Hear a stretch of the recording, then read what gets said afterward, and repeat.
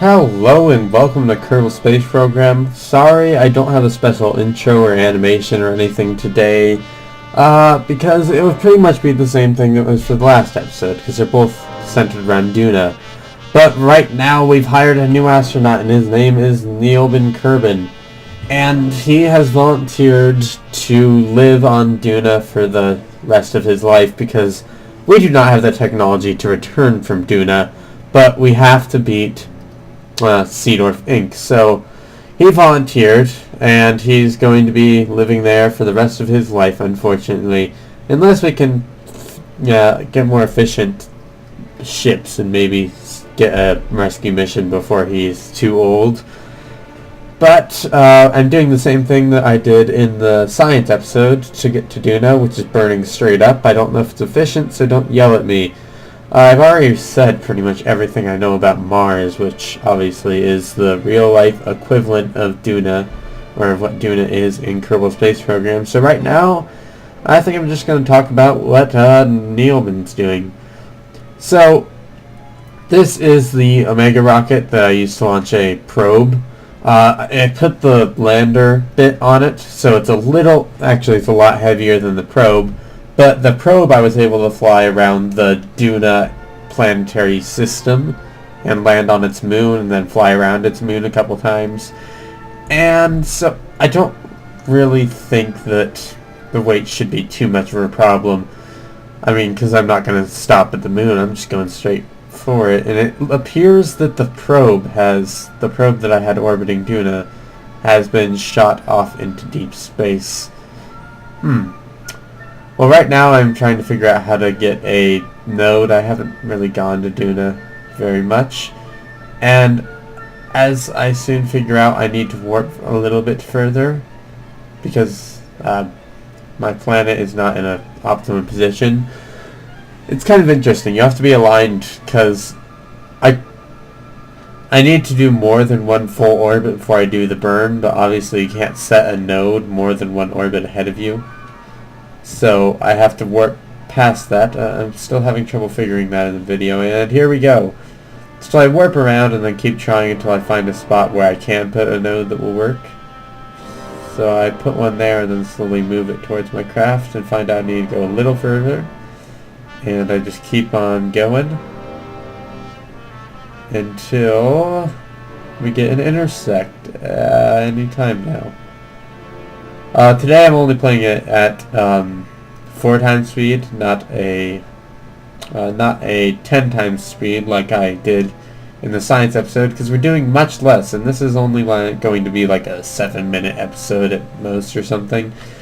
So, going in a circle, and the reason is because I only did one mission. I mean, it is a very difficult mission, but with time warping, it actually doesn't take that long in real life to do missions as such. It's coming up to the node and burning. So right now I'm using that engine. I forgot what it's called. It was the same. I've been using it since about before I even reached the orbit of the moon, so that engine's a serious engine, though it is more efficient once you're already moving faster and exponential growth, but still, the fact that that can get me from the moon to DUNA on that tank is pretty impressive.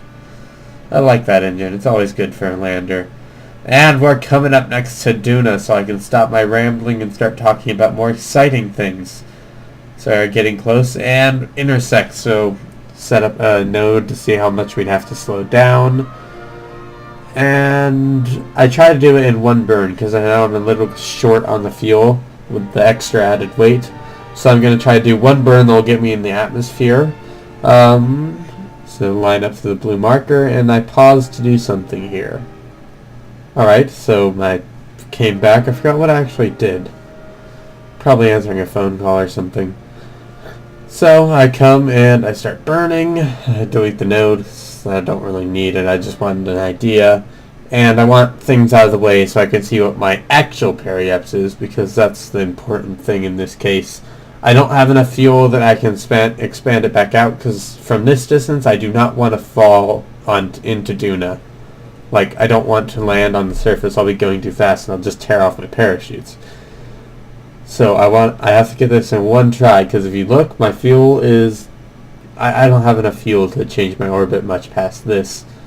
So we come in and I expand my legs and I turn sideways. And the reason I do that is so that I can hit as much of the air and make myself as much drag as possible to see if I can slow myself down faster.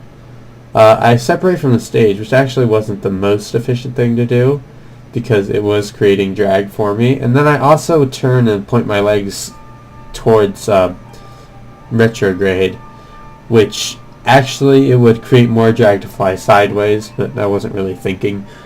I was just like, oh, if I turn off my SAS, it'll automatically align, and that'll all be good. So I warp around again, and we're coming in for a second pass. I think I do go down on my second pass. Actually, it might be 3. I was time warping, so when I was trying to turn, my ship started to freak out a little bit. It's shrinking back down, and yes, I think it only took 2 tries. Definitely only took 2 tries. Alright, so we're coming in, we're ready to land. Parachutes are ready. Neilbin is just the weirdest name. Alright, we're coming in, and... parachute, oh. And at that point I thought I'd hit the ground, but what actually happened is it broke off all my science modules. And the reason that happened is because I didn't put my parachutes on the science modules, I put them on the capsule. And you actually want to put at least a parachute, or at least starts connecting to the bottom piece, or else, well, this happens and you drop everything. So I have no power production. I go ahead and make a flag, and that means I can't even transmit one full thing of data because I have no power in the capsule anymore. So I finished typing up, and it says, Neilbin Kerman will spend the rest of his life here pretty much. Take a surface sample, do an EVA report, get in and try to transmit the data. Oh, I take a crew report as well and then try to transmit the data. And that warning pops up and says, hey dude, you're out of power. So, yeah, I didn't get much data out of this. He only contributed like 5 science, so hopefully next time we can have a bit more successful mission.